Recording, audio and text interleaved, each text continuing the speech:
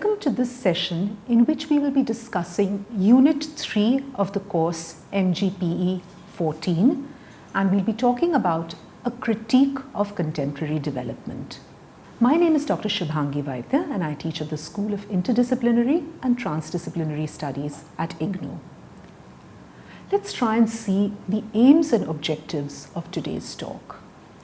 So what we're going to try and do is we're going to discuss and understand the concepts of development, progress, and modernization. When we have a better understanding of these concepts, we will be able to better understand the critique of these concepts and then contextualize it in a more interesting way to Gandhi's perspective on ecology, environment, and sustainable development. We will be discussing some of the major critiques of the concept and the trajectory of contemporary development. And of course, we'll try to understand the environmental critiques and the idea of sustainable development, and we'll try and understand how sustainable development as a concept has become part of the global discourse. So let's talk about development. Now, the term development is a very, very generic one. It is a term which is used in many contexts, and it also is associated with a number of parallel concepts. Very often we use the term development coterminously or synonymously with several of these concepts. Let's see what are these interrelated notions. Change, growth, evolution, transformation, progress. These are all terms that we often use in connection with the term development. Development also implies many, many different things depending upon what position or what disciplinary perspective you come from. If you look at it from the concept of or from the perspective of psychology, development would mean the way in which the human organism grows and develops. So we speak, for instance, about children developing, children learning new skills, learning new abilities. So this also is development when seen in the context of a human being. But when we speak about the economy or when we speak about society, development also has a very, very important connotation or a very, very important perspective in terms of looking at the way in which the economy, the society, the culture around us is changing or growing. So the notions of progress and evolution in particular, when we talk about the economy and the society, we find that these two concepts are of particular interest or relevance when we speak about the concept of development. So they denote basically development as a change in some positive direction. In other words, from a lesser to a more advanced stage. So we see immediately that development is not a neutral term, and the terms progress and evolution are not neutral either. They seem to denote change in some positive or desirable direction. So, for instance, the term progress, this has an ethical connotation. It implies an advance towards ultimate moral values that humankind has been striving to attain, as per Gisbert. So human beings have always been trying to improve their lives, improve their characters, improve their personalities, aspire to a higher level, and this is where the notion of progress, which has an ethical dimension, becomes so important. However, what are these values? What are these standards? What are these value judgments? So in every human society, in all societies, what is the ultimate moral value or what is the direction in which the society wants to go towards? These are extremely relative terms. And as diverse as human societies are, so are their values and standards of judgment also extremely diverse, which makes the notion of progress actually an extremely contextual term.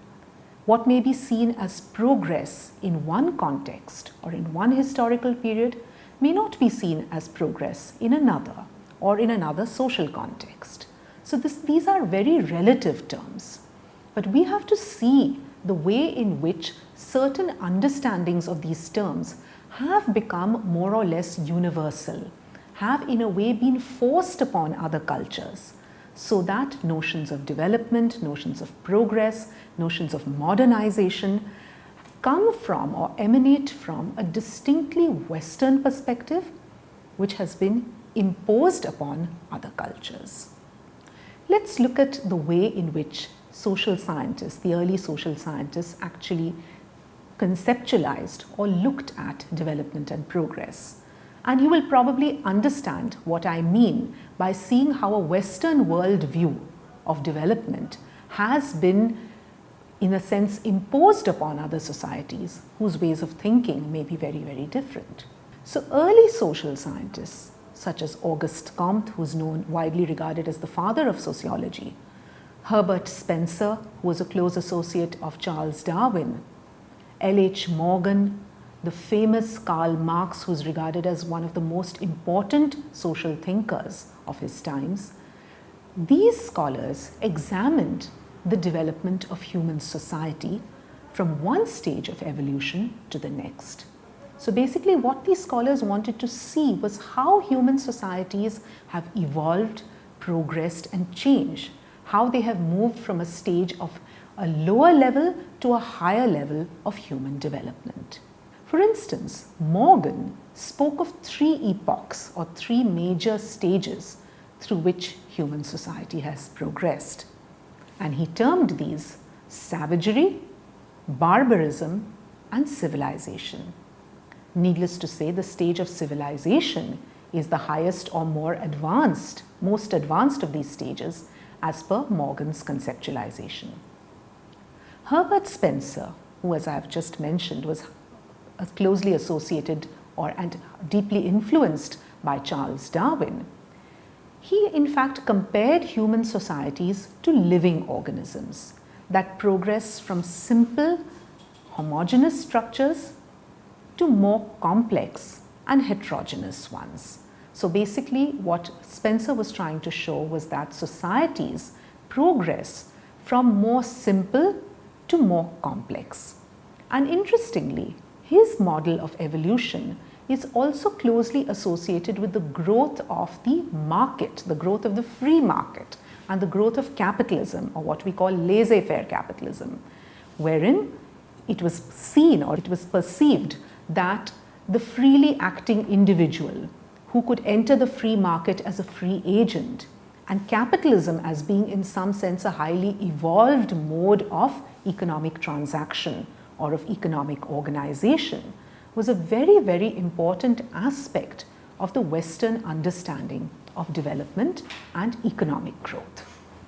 When we talk about social scientists and their views on development and progress, Karl Marx, the famous political scientist, sociologist, historian, the great thinker whose work has been so influential on generations of social scientists, his work also is extremely important.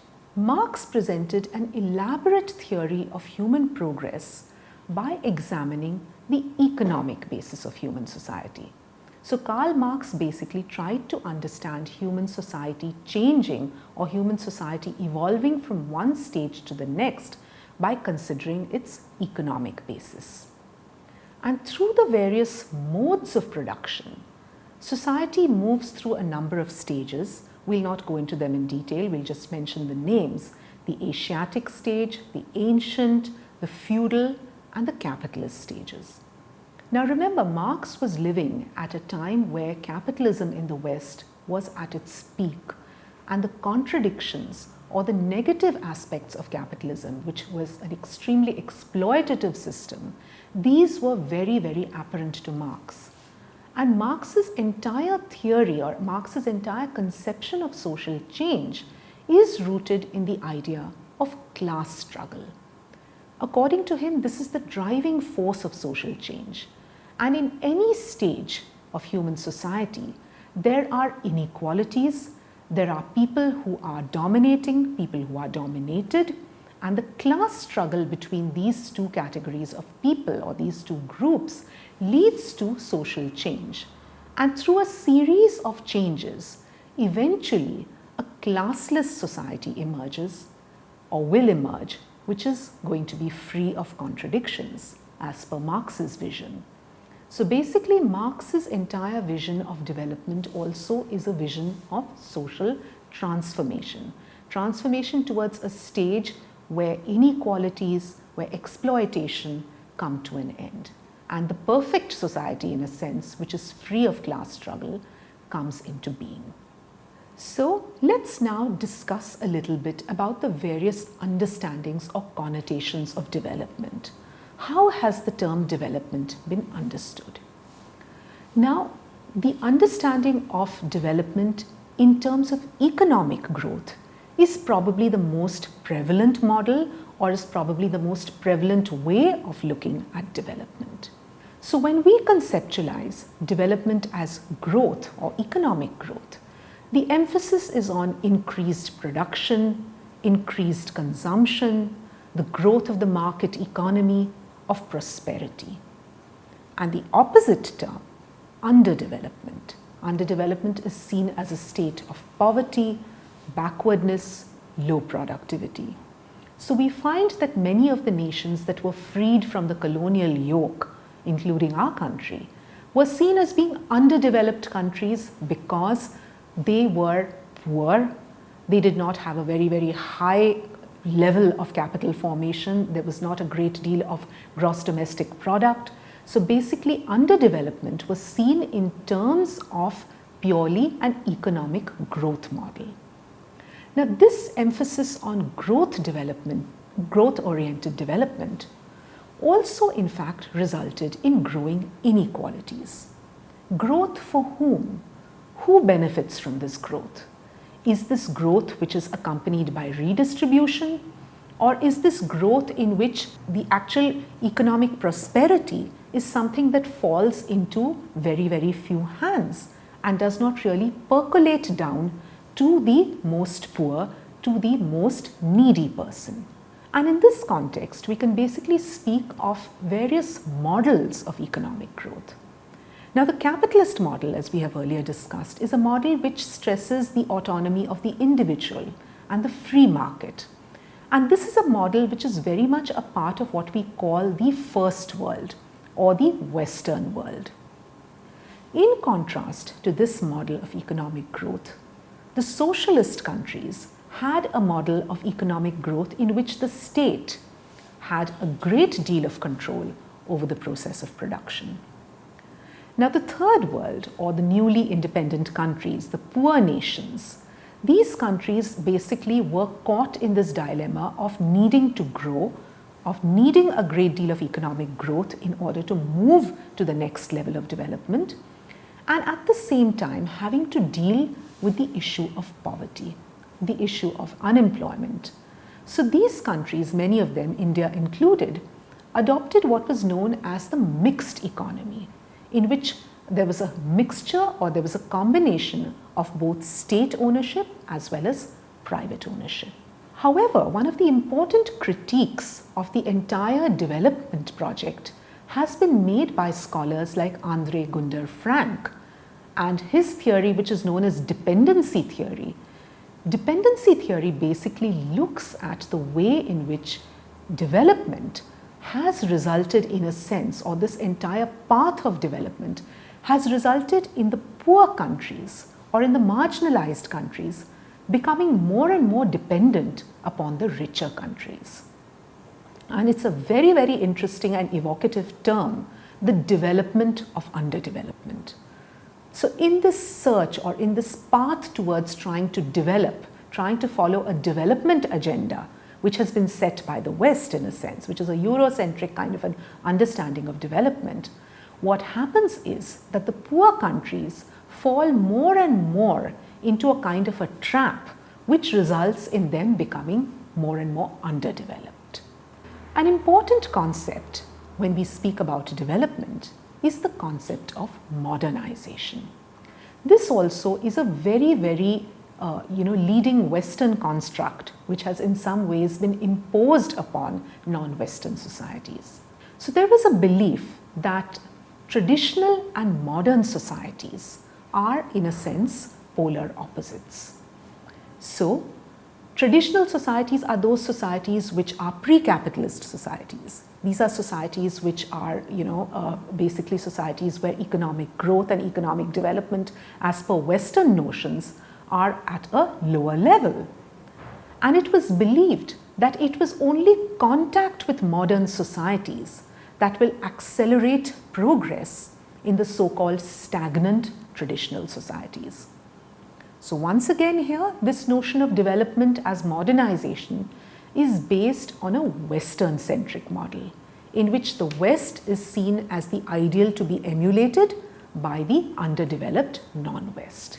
The idea of modernization also finds its new avatar in the idea of neoliberalism, and this is based upon neoclassical economics, which, as we know, is the dominant paradigm or model of development in the West. A very important work in this regard was also that of Daniel Lerner. Now, Lerner pointed out that when we talk about modernization, it is not just institutional aspects that we are talking about. We are not just talking about the economy, but he also highlighted the role of personality changes that modernization brings in its wake. So modernization is not just about following a particular economic path. It is not just about, patterning your development based upon the way in which Western countries have developed. It also refers to adoption of certain attitudes, certain values, a certain lifestyle, which lead to what he calls a modern personality as opposed to a traditional one. So what are these values of modernity or modernization which are in tune, according to Daniel Lerner, with the individual aspect of modernization? So factors like literacy, like urbanism, media participation, empathy, and ability to relate to large numbers of people, these are all seen as markers of the kind of personality that also emerges under modernization. So we see that once again, the Western model or Western ideals are given predominance or are given precedence over non-Western ideas. So we find that by the middle of the 1980s, the mainstream understanding of development that had been in place for the past several decades, particularly from the 1950s onwards, was more and more being challenged. What was the reason for this? We find that many developmental projects around the globe, which were based on this model of development, had failed miserably. There was a growing economic disparity in the developing nations. The rich were becoming richer, the poor were becoming poorer. There was a great deal of inequality. Also, there was a great deal of environmental degradation that was taking place, leading particularly to the impoverishment and taking a particularly harsh toll of the poorer and the more marginalized sections of society. So for instance, developmental projects, resources which use the land, that actually was being settled or was being used by marginal communities, the way in which big corporates or even the state was taking over the resources of the smaller and the more marginalized communities, leading to a great deal of impoverishment, leading to a wiping out of their livelihoods. All of this led to a good deal of unrest and voices from below. Who are these voices from below? These are the voices of the people who have been deprived of their traditional livelihoods, who really do not have a share in this new kind of path of development that is being taken up, and who therefore suffer the most on all counts. So these rising voices, social movements, which were basically questioning the path of development that was being taken by the so-called underdeveloped countries, this played a very, very important role in challenging or questioning the developmental path or the developmental trajectory that had been taken up by many nations.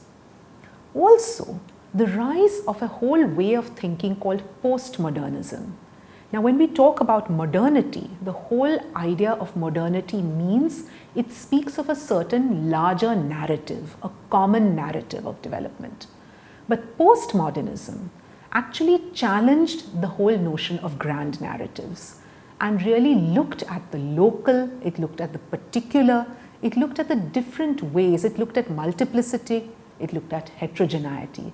So all these ways of looking at heterogeneous or what we call polyvocality, many voices, this whole thrust of postmodernism as a whole thought movement questions the narrative of modernity.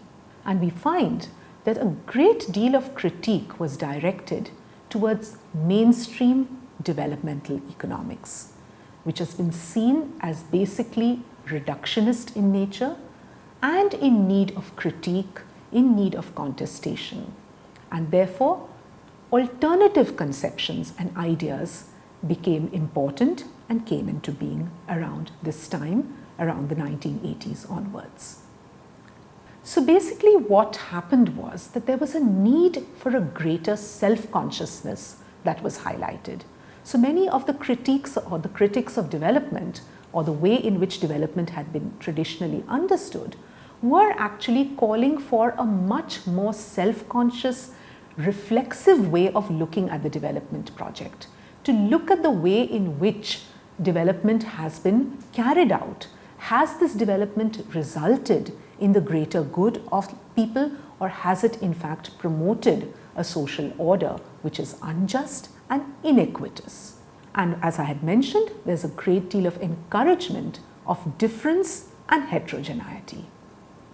One of the very important things that we see during this time is that traditional or indigenous traditions, histories and knowledges became the center of academic and activist focus. So many traditions, many indigenous practices, many ways of doing things that had been common but which had never really been validated or been given a great deal of importance, in fact which had been excluded by colonial and modernist developmental regimes. These kinds of indigenous or local practices were actually studied, discussed, written about, and their importance, their value, their relevance was really once again flagged and presented before the whole world.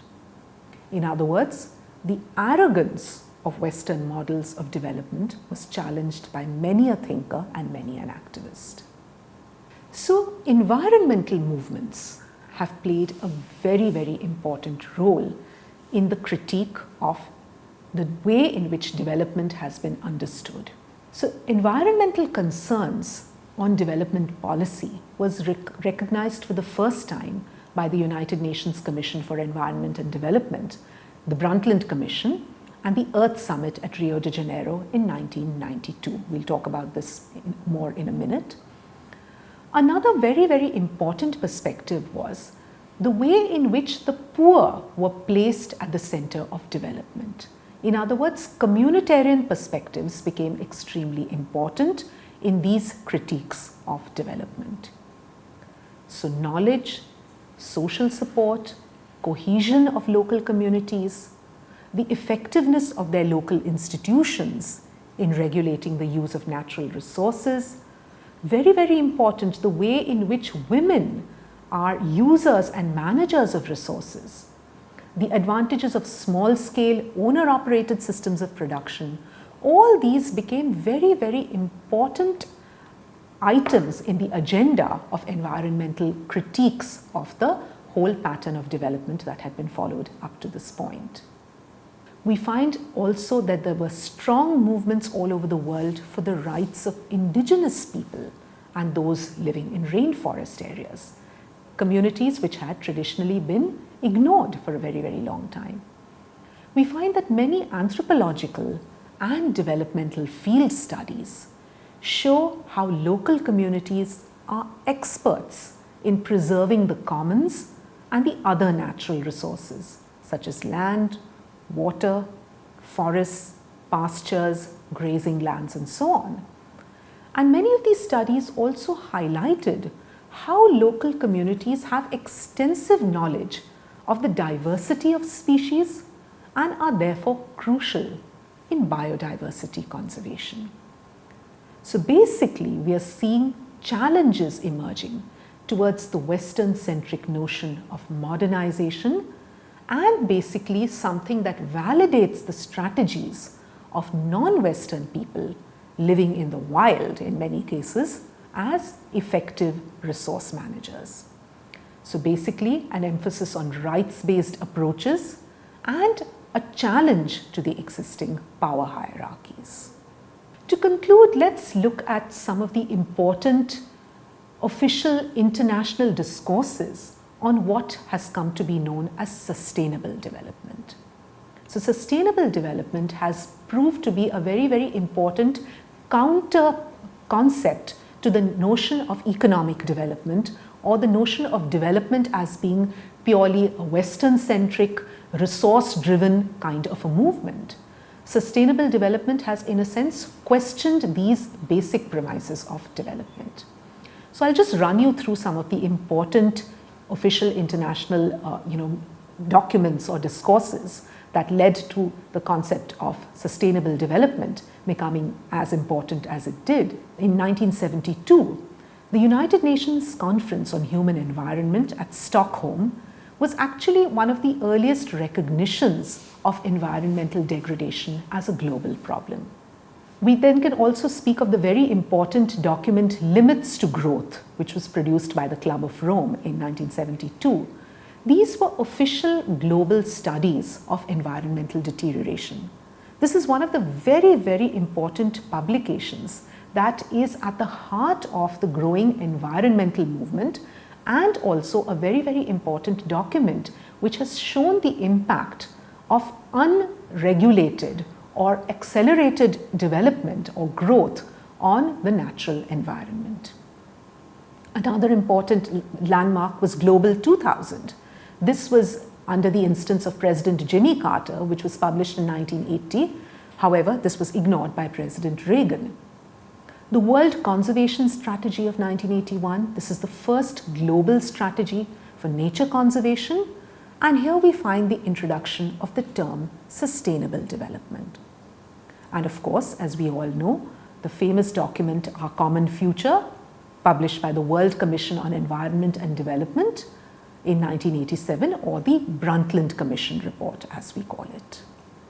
The UN Conference on Environment and Development, or what we call the Earth Summit of 1992, also had some very, very important charters or some very, very important policy documents that came out.